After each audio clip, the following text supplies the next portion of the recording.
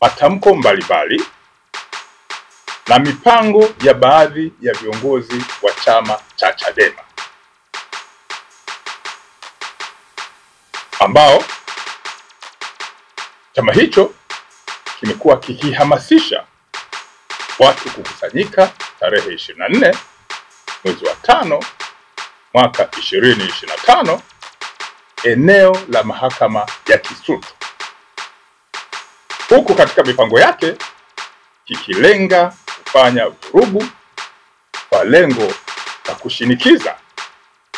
mamlaka za kisheria kumwachia mmoja wa mtuhumiwa ambaye anafahamika kwa jina la Tundu Lissu, ambaye atapelekwa mahakamani hiyo. Jeshi la Polisi Kanda Maalum ya Dar es Salaam linawakumbusha wahusika kuwa mahakama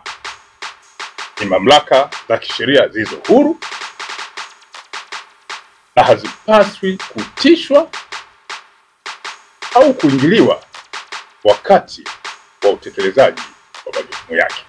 Narudia, Jeshi la Polisi Kanda Maalum ya Dar es Salaam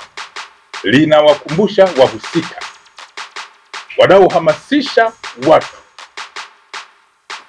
na wanaoendelea kuratibu mipango ya kufanya vurugu au fujo siku ya tarehe 24 mwezi wa 5 mwaka huu wa 2025 pale kwenye mahakama ya Kisutu. Jeshi linawakumbusha mahakama ni mamlaka za kisheria zilizo huru na ambazo hazipaswi kutishwa au kuingiliwa wakati wa utekelezaji wa majukumu yake.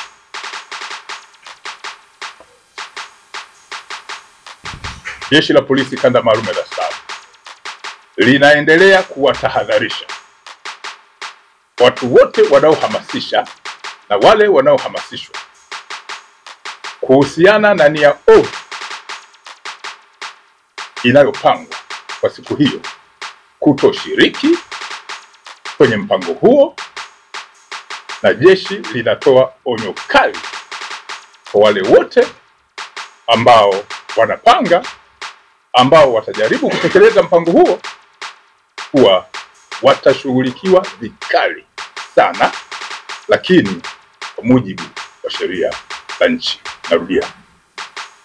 jeshi linawatahadharisha na kuwaonya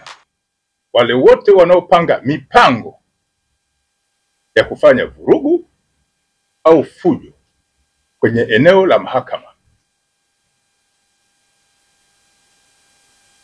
Jeshi halitasita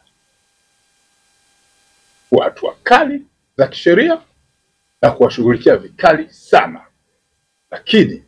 kwa mujibu wa sheria za nchi.